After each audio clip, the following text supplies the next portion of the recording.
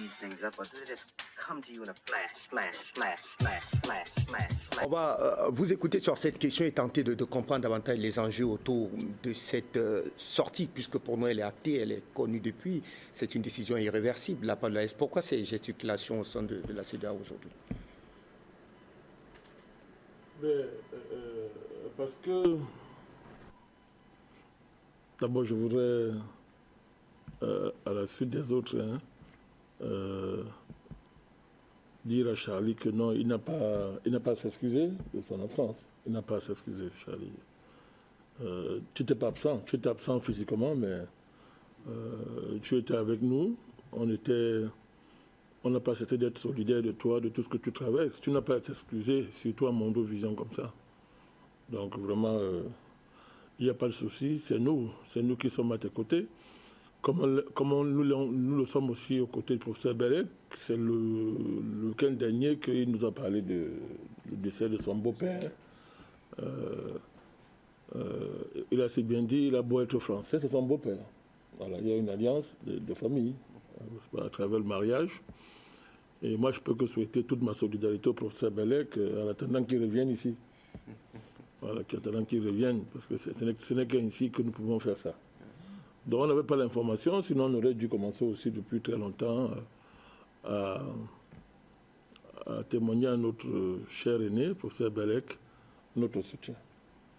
Donc il y a ça. Mais moi aussi, par rapport à ce dossier, mes positions sont connues, le dossier qui oppose le MINAT à ce que vous appelez REDAC.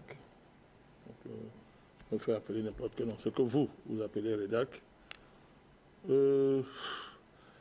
Ça fait des années que nous n'avons pas cessé de mettre en garde les autorités camerounaises sur le caractère extrêmement dangereux de cette ONG, du moins de la pléiade d'ONG, parmi lesquelles cette fameuse ONG et les autres, le caractère dangereux, non seulement en termes de sécurité nationale, mais en termes de préservation de valeurs et de nos mœurs, et en termes de menace géopolitique en tant qu'instrument de l'étranger, c'est pas pour servir de paravent à toutes sortes d'actions qu'on peut faire en sous-main, etc. Je voudrais vous rappeler, M. Fabrice Dom, que cette ONG et cette dame-là, si on doit l'appeler comme ça, ont été au cœur de tout le mouvement qui visait à fermer Afrique Média. Ils étaient en première ligne. Parce que moi, Barakani, j'ai des antécédents avec cette prétendue dame depuis très longtemps.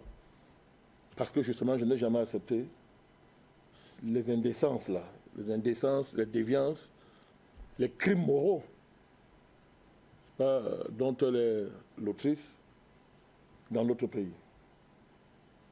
À l'époque, elle agissait avec feu Susan Kalalobe. Maintenant, Susan Kalalobe, elle est partie, paix à son âme. Mais avant son départ, Susan Kalalobe, nous nous étions réconciliés.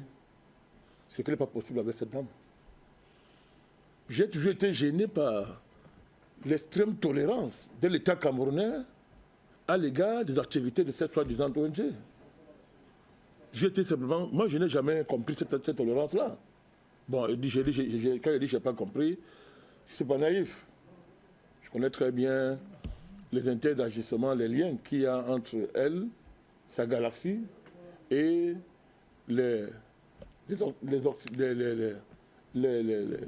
l'Ando-Colonna qui est au pouvoir. Moi, je connais les liens incestueux qui les lient. Je ne suis pas naïf. Mais dans ce cas, j'ai dit tout à l'heure, Jonathan Kevin, moi, dans ce dossier-ci, moi, je regarde. Parce que pendant longtemps, nous n'avons pas cessé d'interpeller l'autorité camerounaise sur les activités de cette ONG, de cette galaxie. Bon alors, l'État camerounais a semblé dire qu'on est trop fort, du moins en apparence, on est très fort, c'est pas un souci. Ok, d'accord. Bon, maintenant que vous êtes réveillés, allez au bout. Allez au bout. Et nous, on va se prononcer. Nous, on mène ce combat depuis très longtemps. Apparemment, ce n'était pas le combat du gouvernement camerounais. Ça n'intéressait pas l'État camerounais de préserver, de sauvegarder les mœurs, d'anticiper sur des menaces géopolitiques et tout ce que ces menaces-là instrumentalisent. Cette dame, ses activités sont connues, elle ne fait pas seulement dans les droits de l'homme, elle est dans la démarche de renversement du régime, y compris par les armes. Il y a des vidéos qui existent, etc. Donc, mais si l'État camerounais a estimé qu'elle n'est pas une menace, mais nous n'allons pas être pour Alice que le roi. Parce que notre combat est connu dans le délai. Donc moi j'observe, si l'État camerounais se déshabille devant ce truc-là, parce que moi j'appelle ça truc, il y a un mot, je ne vais même pas prononcer le nom, mais qu'il assume, hein.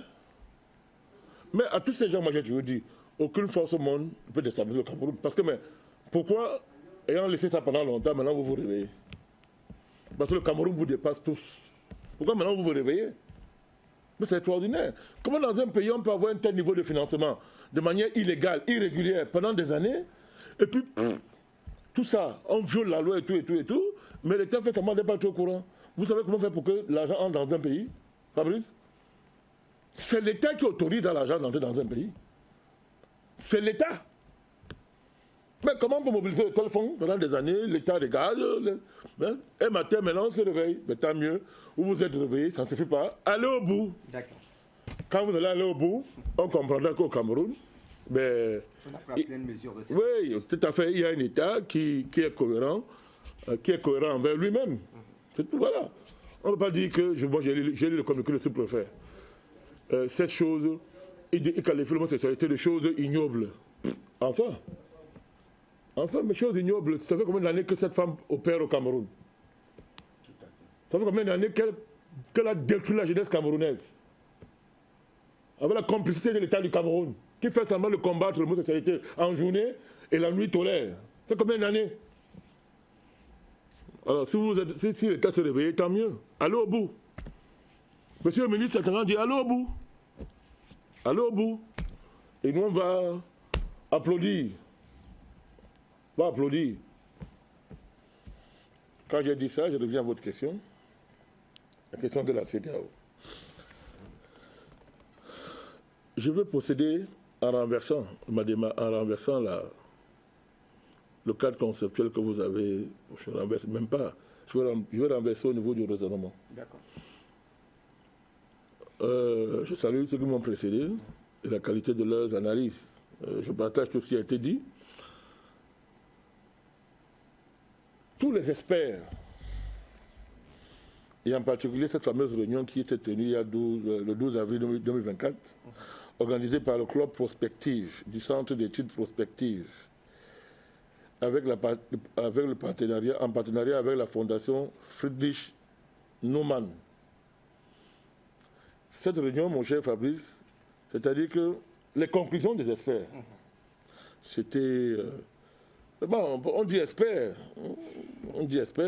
ça veut dire que c'est à Abidjan de s'en réunir pour évaluer les conséquences et les enjeux géopolitiques, économiques et sécuritaires du retrait des membres de l'AES, de la CEDEAO. Que ce soit au niveau des ratios économiques, à tout point de vue, rapport import-exportation, que ce soit des ratios liés au marché monétaire, que ce soit des ratios liés aux échanges secteur par secteur, qui lient les pays de l'AES à la CEDEAO, aux pays membres de la CEDEAO, la conclusion est claire. L'AES ne peut pas s'en sortir sans la CEDEAO. En plus, les États de l'AES sont totalement enclavés. Ils n'ont pas de débouchés maritimes. Deuxièmement, du point de vue du marché monétaire, totalement dépendant de la CEDEAO. C'est le principe de la libre circulation des capitaux. Le professeur Bekima maîtrise bien ces choses-là. D'ailleurs, il en a parlé tout à l'heure. Et deuxièmement aussi, le principe de la libre circulation des marchandises, des biens. Oui, c'est ça qui a longtemps fait l'objet glorieux, soi-disant, de l'existence de la CEDEAO. Et à une certaine époque, on présentait cette sous-région comme étant l'une des... Le plus intégré au monde. Le plus intégré au monde. Peut-être pas dans le monde, mais en Afrique. Non, le plus intégré au monde. Puisqu'on comparait, on faisait les points de comparaison avec l'Afrique centrale. Et vous vous souvenez, j'étais toujours le seul malheureux à leur dire qu'il y a zéro intégration, au sens digne du mot, en Afrique de l'Ouest, qu'on avait à faire une intégration purement néocoloniale, ça n'aurait abouti à nulle part. Vous vous souvenez, n'est-ce pas? Tout à fait. J'étais toujours le malheureux. C'est ce qu'arrivent les crises au sein de la CEDEAO. Et que les gens comprennent que ça ne sert à rien qu'un esclave soit libre de circuler dans la plantation de son maître. Répétez, président. Ça ne sert à rien à un esclave d'être libre de circuler dans la plantation de son maître. Il devient un esclave. Ça aggrave même son sort. Parce qu'il croit qu'il peut être libre. Ça lui donne des illusions. Il va commencer à jouer il va jouer le jeu de la hiérarchie des esclaves. L'esclave de plantation, l'esclave de l'intérieur de la maison, l'esclave de la chambre, etc. Et vous savez que ça divise les esclaves et ça bride leur capacité à s'organiser. Alors c'était une image que j'ai prise, hein, je l'avais dit. Donc, pour dire que tous les experts là réunis, Fabrice, on dit, ça c'est 2024, hein, c'est 2024. Tous ces experts réunis démontrent que non, mais comment? Là, c'est un suicide. Et que normalement, ils vont revenir. Que les États comme la Côte d'Ivoire ont des leviers par lesquels ils tiennent un pays comme le Mali à fourniture d'électricité. Pour prendre ce cas-là, entre autres. Donc, on ne comprend donc pas pourquoi, et tout à l'heure vous avez souligné ça, ces pays-là, en position de force, à tout point de vue, ayant les leviers de pression sur les pays de la CEDEAO, à tout point de vue, mais on ne comprend pas que ces gens sont carrément à genoux pour dire revenez, revenez, revenez, alors que l'irréversibilité du retrait est actée. C'est encadré par le traité de 91. Bon, c'est vous qui lisez ça. Je considère que c'est un traité. On sait que ça ne vaut rien maintenant. On sait que ça ne vaut rien. Ils ne croient pas à ça. Ils ont violé même leur propre traité à tout point de vue. Donc, nous, on ne peut pas être ça. Mais il faut rappeler que j'ai dissous la CEDEAO et je n'ai jamais levé ma dissolution. Vous êtes libre de ne pas prendre au sérieux ma dissolution, mais les effets sont là. Les effets sont là. Donc, mon cher Fabrice, le débat, il est là. Comment expliquer le fait que une personne ne peut pas vivre sans vous, mais c'est vous qui suppliez la personne, pas vous quitter? Moi, je ne comprends pas le paradoxe là. Une personne, d'après vos propres dires, dit que non, mais elle ne peut pas vivre sans nous. Non. Elle va mourir si nous, on ne se sépare d'elle. Mais bizarrement, c'est vous qui dites à la personne de ne pas partir. Moi, laissez-moi partir. Non, ne pars pas. Reste. Vraiment, ne pars pas. On a beaucoup de choses à faire ensemble. On a beaucoup d'intérêts. Tu sais que même sans toi, hein, vraiment, reviens à la maison. Reviens à la maison. Donc, on est dans une absurdité, dans un paradoxe extrêmement comment dire, qui est un indicateur pertinent du caractère bâtard, du caractère chaotique, pas du caractère inconsistant de la CEDEAO.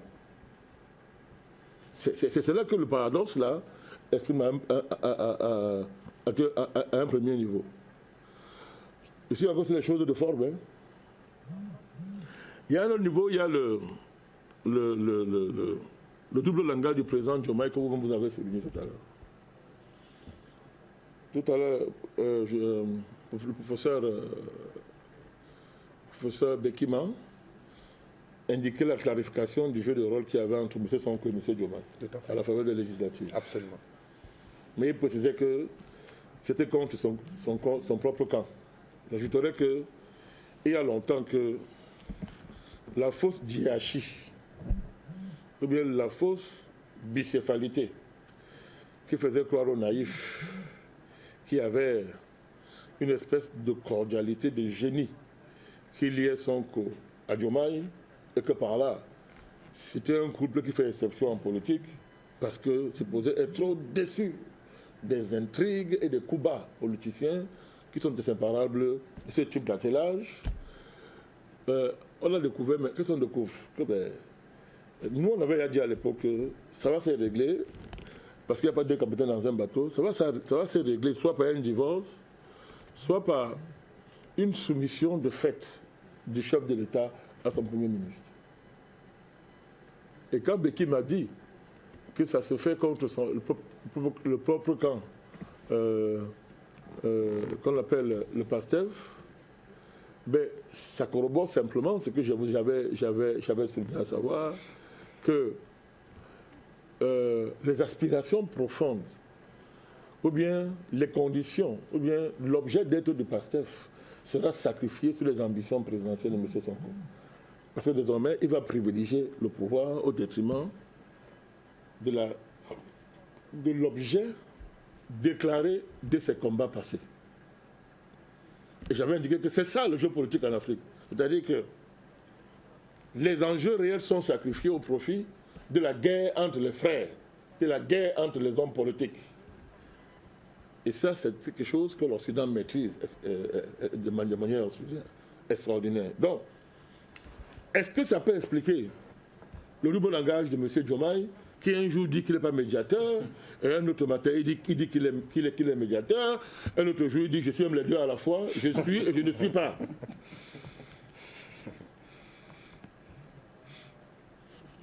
Je ne suis pas médiateur. Oh, les Bandakani et leurs bandes sont des jaloux. On est très brillants, on est arrivé au pouvoir, on a réalisé ce qu'ils peuvent faire réaliser en un temps record. Ce sont des aigris. C'est ce que disait Guillaume Soro. Vous vous souvenez? Absolument. Que lui, un bon joueur, est dans la bonne équipe. Il marche avec les losers. Tout à fait. Je ne commente pas dans quel état il se trouve aujourd'hui. Je ne commente pas. Donc, le même sort de clause, c'est comme ça. Ça va être, on ne le dit pas, mais ça se traduit dans, on voit très bien l'attitude, que bon, voilà, ce sont des aigris. Donc, quand il dit, moi, je ne suis pas médiateur, ben, il veut démontrer qu'il est une espèce d'incarnation d'un nouveau leadership, y compris sur les dossiers importants comme la place du Sénégal dans la CEDEAO et le rôle que le Sénégal a joué quand on maintient ou pas les pays de l'AES dans la CEDEAO. Mais Maté vous dit non, je suis médiateur. Mais attends, il m'a dit que non, je suis un bon Sénégalais. Et chaque fois qu'en Afrique de l'Ouest, il y a une dynamique sérieuse d'émancipation, le rôle historique du Sénégal, c'est de modérer cette aspiration. C'est de la rendre sage, Fabrice, qu'elle soit sage. Sous-entendez, il ne faut pas se séparer brusquement avec les Blancs. Il ne faut pas énerver la France, il ne faut pas énerver l'Occident. Parce que bon, c'est de l'aventure que de faire ça. Et on découvre qu'est-ce qu'on découvre? Que Diomaye, il est très jeune, il est innocent dans son regard, il est innocent dans sa démarche, mais il a vieilli en un temps record. En un temps record. Donc, ce double langage était l'indicateur. Est-ce que, qu'est-ce qui se passait? Tant qu'il n'y a pas de clarification entre les deux, ben, mon cher, maintenant que c'est clair, ben, et que le vrai président, c'est monsieur le Premier ministre du Sénégal, n'est-ce pas? Ben, docteur Beki m'a demandé si les traîtres on verra, si les peut-être on va voir. Moi, je ne suis pas... il y a maintenant beaucoup d'éléments sur la table qui démontrent que, éléments historiques, éléments conjoncturels, qui démontrent qu'on ne peut pas compter, n'est-ce pas, sur ces gens-là, parce que Diomaye vient de le dire. Et monsieur, il est dans la peau du médiateur. Il est dans la peau du médiateur. Bah, peut-être c'est lui qui l'a nié. Au sein de la CEDEAO, on sait officiellement que c'est le médiateur de cette organisation pour les pays de l'AES. Oui, mais j'analyse c'est louvoiement, ses ambivalences. C'est son identité, le rôle que la CEDEAO lui a donné. Mais tout ça encore, nous sommes encore dans les choses de forme. Alors, dans le fond, des gens sont dans une analyse, parlons comme ça, classique, du type éléments, ratios, indicateurs, agrégats d'un pays normal qui fonctionne normalement. Là où on a fait des États qui ont des crises profondes parce que les pays et les États étaient menacés dans leur existence. D'ailleurs, les États dans tous ces pays s'étaient effondrés sous la guerre que leur livraient les terroristes, téléguidés par les puissances étrangères, elles-mêmes marient et époux des femmes qui étaient la CEDEAO, de la femme que la CEDEAO. Bon, dans une espèce de polyandrie géopolitique très inquiétante. Une polyandre, c'est une femme qui a plusieurs maris à la fois. Voilà, la CEDEAO a plusieurs maris. Donc ces maris-là lui ont donné des ordres, des indicateurs clairs. Ils n'ont pas besoin de le faire, mais c'est que la structure même de la CEDEAO, les référentiels qui l'ont justifié historiquement à sa création et son fonctionnement réel ont longtemps démontré à des personnes qui s'intéressent sur ces questions-là que là, on était au stade suprême du néocolonialisme, mon cher Fabrice. Donc, des États dont on parle n'existaient pratiquement plus.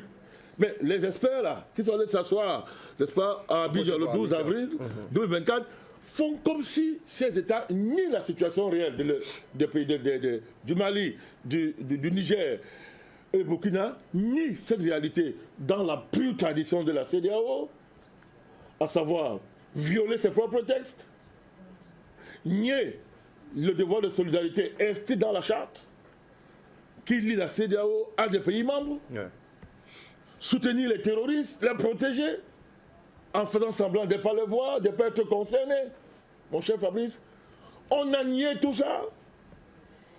La France faisait ce qu'elle faisait au Mali, au Burkina et au Niger, mettant des couteaux sur nos plaies historiques non cicatrisées, c'est pas, plaies ouvertes par la maltraitance, la négation de notre dignité, de notre humanité. Les pays d'Occident ne voyaient pas ça, n'étaient pas concernés, ne lisaient pas leur charte. Le Mali a failli y passer, le Burkina a failli y passer, le Niger a failli y passer. Mais tout ça, dites-moi comment des experts peuvent se réunir. Ils sont dans l'incapacité de constater des faits objectifs. Quelqu'un parle de trois pays de l'ACS, ils ne parlent pas, ils ne font pas état de cette situation-là. Mais c'est quel genre d'experts ça? Ces experts CEDEAO. Experts CEDEAO. Je ne parle même pas de leur partenaire, Friedrich Naumann, c'est l'Allemagne. Neumann. Tu as dit quoi? Neumann. Oh, je dois écouter. C'est parce que les Germains font les efforts pour parler une langue de mon pays ou d'une langue africaine, mais moi je vous dis, je lis comme je lis, ça sort comme ça sort.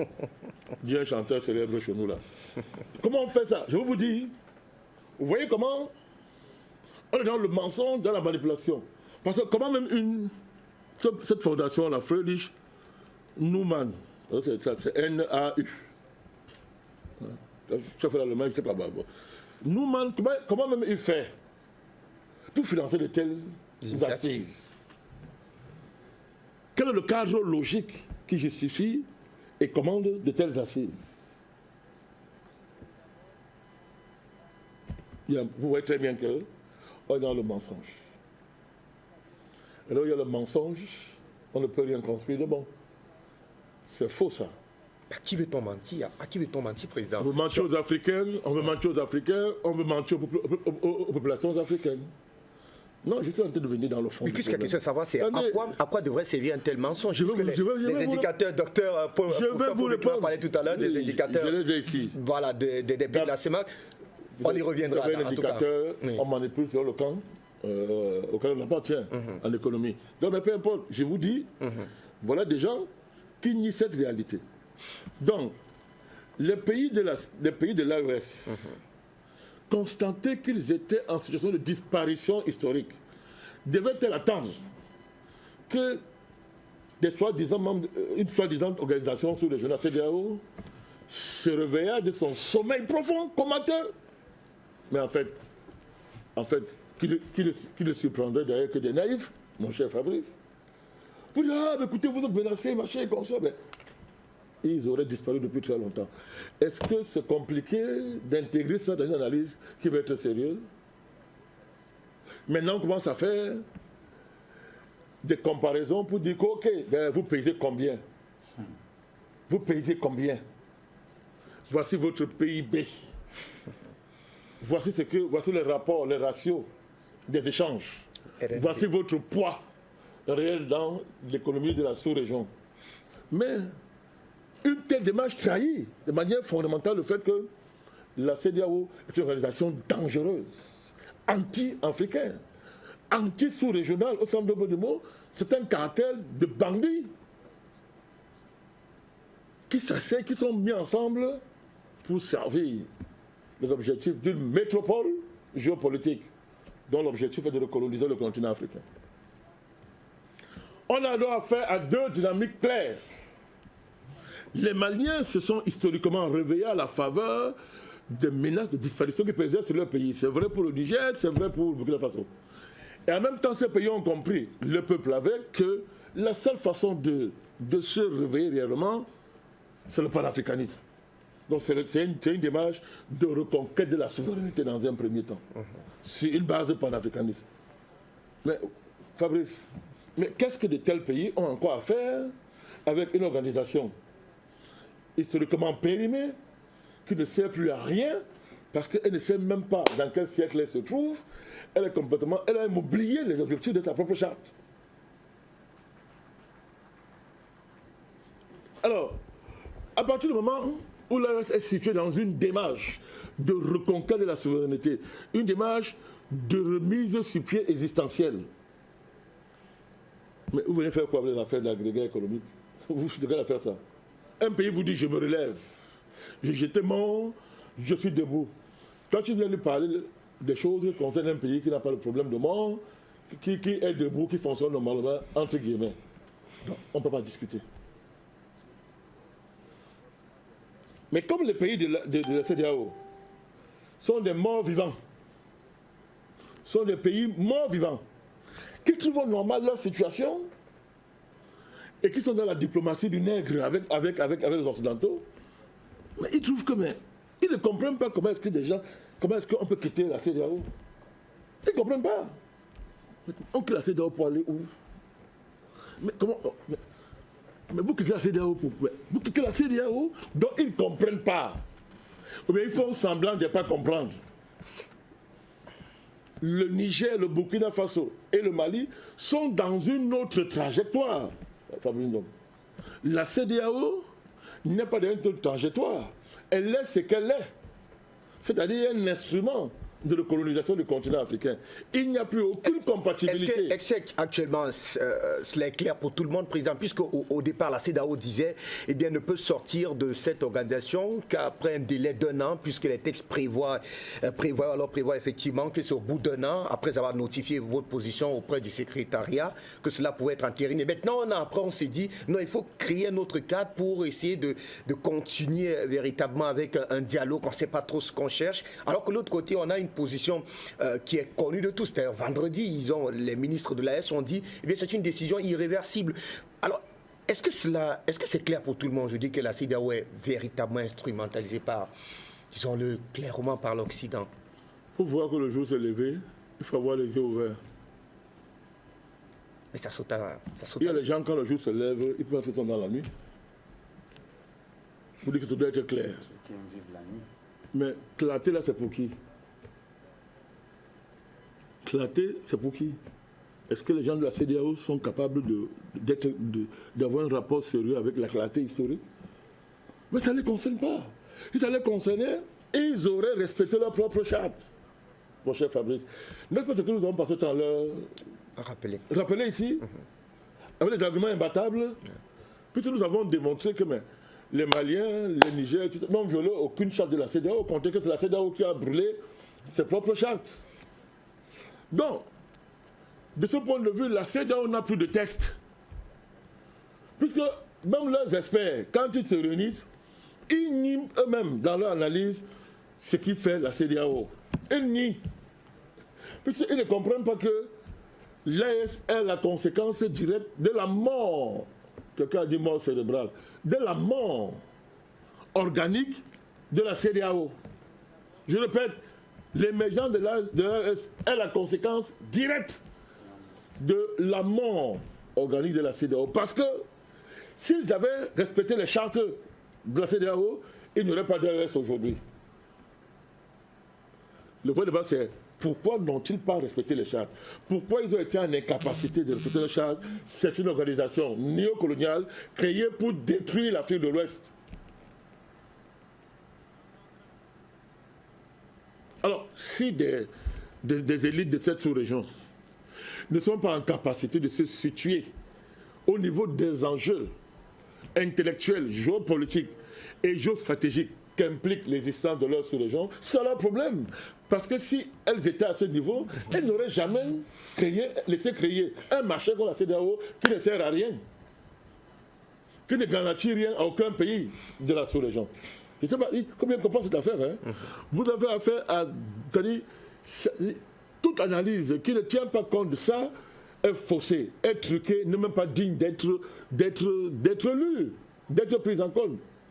Maintenant, à partir du moment où un État est dans une logique de renaissance, mais ça veut dire que même son économie est dans la renaissance, sa culture est dans la renaissance, sa vision stratégique est dans la renaissance, sa vision industrielle est dans la renaissance.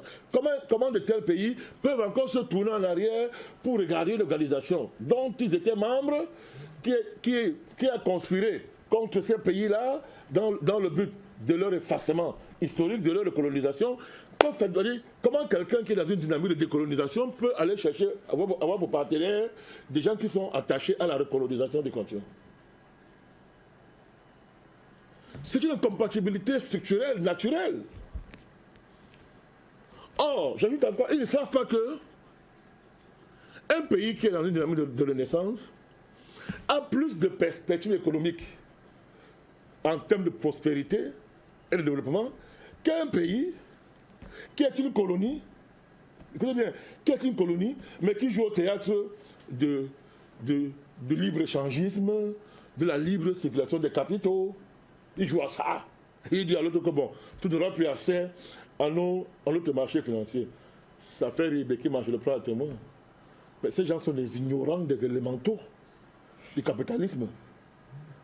La CEDEAO ne peut pas se passer le marché monétaire de l'Afrique de l'Ouest ne peut pas se passer d'un pays, monsieur, qui est en mesure de vous mobiliser en 3 mois, 455 milliards de francs CFA. C'est-à-dire qu'en termes d'emprunt monétaire, on ne peut pas passer de ces pays-là. Et je prends Bekima comme témoin. Ça fait 32% du total des actifs en termes d'emprunt, n'est-ce pas, de la CEDEAO, de la zone UEMOA, au cours d'un trimestre de l'année. Donc, si on parle du principe que l'argent c'est une marchandise, et que la Banque de l'Afrique de l'Ouest joue leur jeu, qui émet de l'argent et vend l'argent, n'est-ce pas, aux États, à des acheteurs, si on parle du principe que mon cher Fabrice, c'est donc une marchandise qu'on vend, mais elle est soumise à la loi de l'offre et de la demande. Ben, si le marché se rétrécit, mais l'argent perd sa valeur. Donc je pense seulement ce cas-là. Quand les gens raisonnent, ça fait rire. Vous passez. Donc vous voyez qu'il y a du bluff, il y a du bluff, il y a du mensonge, il y a de la propagande, mais quand la réalité rattrape les gens, on commence à supplier, ne partez pas, revenez, ne nous quittez pas, revenez. Vraiment, ne partez pas, revenez. D'ailleurs, on a levé toutes les sanctions. D'ailleurs, on ne pose plus aucune condition. Vous n'êtes même plus des putschistes. Vous êtes même non. Vous êtes des partis. Vous êtes une nouvelle forme de dirigeants. Vous n'êtes pas des partis. Non. Si vous voulez, on va changer la charte de la CEDEAO. Revenez seulement. Dès qu'ils se moquent-on. Maintenant, c'est le plan de la géopolitique. C'est pas là qu'on a sorti, président. Bien sûr. Ouais. C'est une attaque profonde contre le panafricanisme. Tout ça. Ce que vous voyez là. Les Occidentaux comprennent très bien que tant que le panafricanisme va continuer à prospérer sur le continent, ils vont perdre tout leur avantage en Afrique. Parce que le panafricanisme, quand il monte, c'est l'économie qui prospère. C'est la culture qui s'épanouit. Ce sont des sociétés qui prennent confiance en elles-mêmes. Ce sont les retrouvailles de la dignité africaine. L'Occident sait tout ça. Et quand tout ça est réuni, l'Occident tombe. C'est mécanique, hein? L'Occident tombe. Mais eux, ils savent ça. C'est pour ça que faire de l'économie, Fabrice Dôme, faire de l'économie, au-delà des agitations de petits commis. petits commis d'institutions internationales ou d'institutions sous-régionales qui pondent des rapports bidons avec un discours barbare qui n'a aucun sens avec l'économie réelle. Au-delà de ça, Fabrice, c'est comme tout, au-delà de ça, les gens savent que quand on fait du panafricanisme le vrai, on est dans l'économie. On fait de l'économie, monsieur. On fait de la culture, la vraie. On fait de la spiritualité.